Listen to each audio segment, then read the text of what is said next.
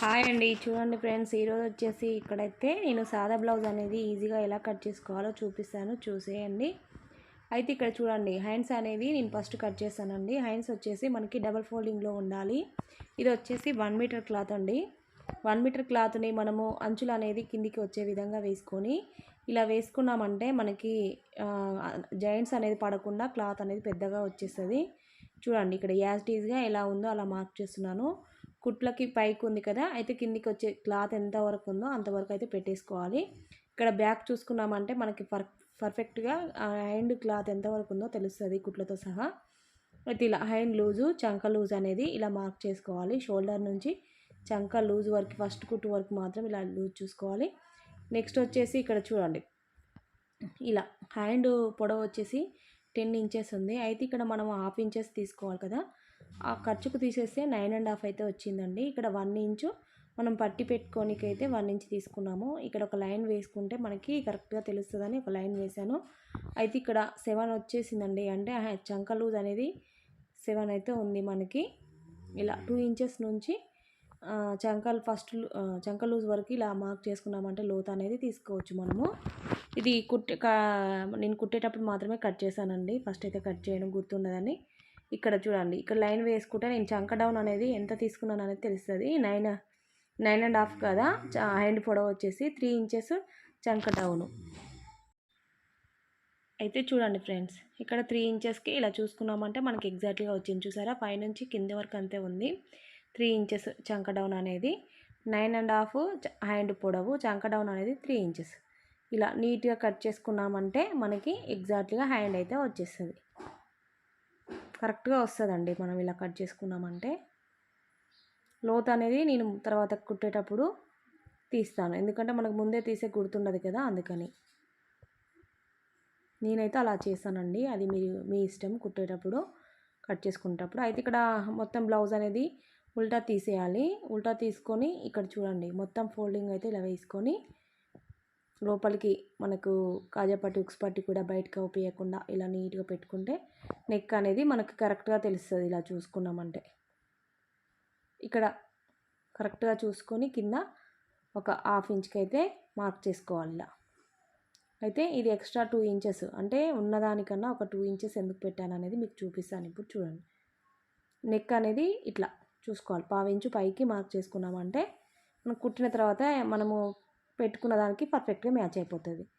ఇలా ఈ 2 మార్కులు పెట్టుకున్న తర్వాత నేను ఇక్కడ చూడండి, షోల్డర్ నుంచి మెయిన్ డాట్ వరకు ఇలా కరెక్ట్గా చూసుకున్నామంటే బాడీ హైట్ అనేది తెలుస్తుంది.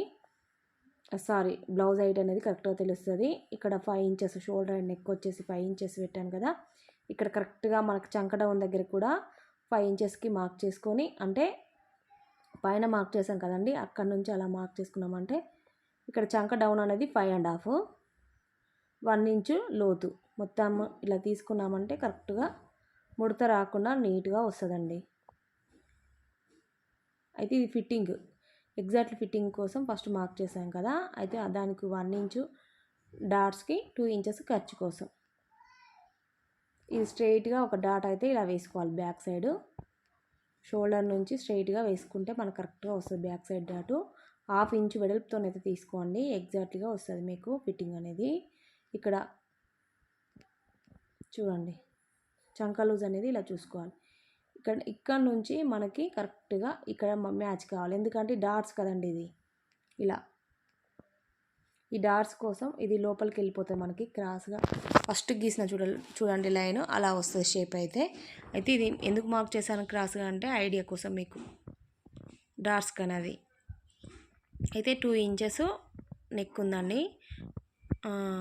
2.5 అయితే మనకి డీప్ నెక్ అయితే పెట్టాం. ఇక్కడ చూడండి 1/2 ఇంచు లోపలికి ఎందుకు పెట్టానంటే లోత్ అనేది, షోల్డర్ అనేది, భుజాలు అనేది అస్సలు జారకుండా ఉండాలంటే ఇలా కట్ చేసుకోవాలి. పైన లైన్ షోల్డర్ దగ్గర మార్క్ చేశాను చూడండి, అదైతే మనకి భుజాలు అనేది జారకుండా ఉంటాయి. మీరు ఎంత డీప్ అన్నా పెట్టుకోండి, భుజాలు అయితే అస్సలు జారవు మీకు.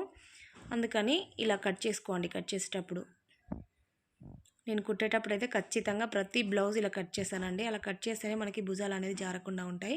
ఇది క్రాస్ కటింగ్ కాబట్టి ఇలా క్రాస్గా వేసుకోవాలి, లేదా అంటే స్ట్రైట్గా వేసుకోవాలి. ఈ రెండింటికి మధ్య తేడా ఇంతేనండి. క్రాస్ కటింగ్ అయితే క్రాస్గా వేసుకోవాలి, స్ట్రైట్ కట్ బ్లౌజ్ అయితే స్ట్రైట్గా వేసుకోవాలి. అంతే తేడా ఈ రెండింటికి.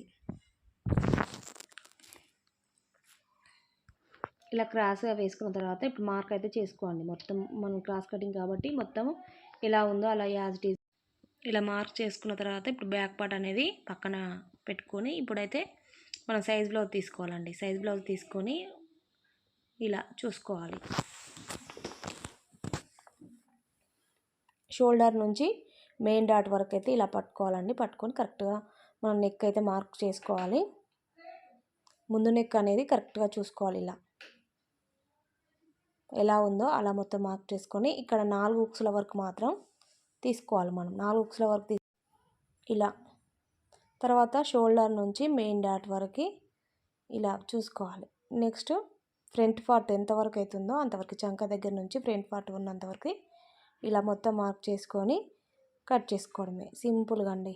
ఫస్ట్ డాట్ నుండి ఇలా మొత్తం మార్క్ అయితే చేసుకోవాలి, 3 డాట్లు కలిసే విధంగా.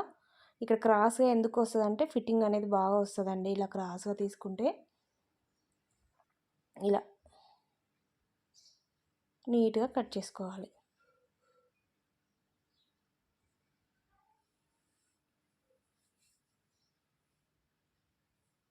చూసారా, ఇక్కడ డాట్స్ అనేది ఇలా పెట్టుకోవాలండి. ఇలా చెస్ట్ కొంచెం హెవీగానే ఉంటుంది కాబట్టి డాట్ అనేది పర్ఫెక్ట్గా 2.5 అంతా తీసుకుంటే సరిపోతుంది. పొడవు వచ్చేసి 2.5, వెడల్పు వచ్చేసి 1.5 ఇంచు తీసుకుంటే సరిపోతుంది. మెయిన్ డాట్ ఒకటే మనకి ముఖ్యంగా, మిగతా డాట్స్ అన్నిటికీ సేమ్ ఉంటాయి.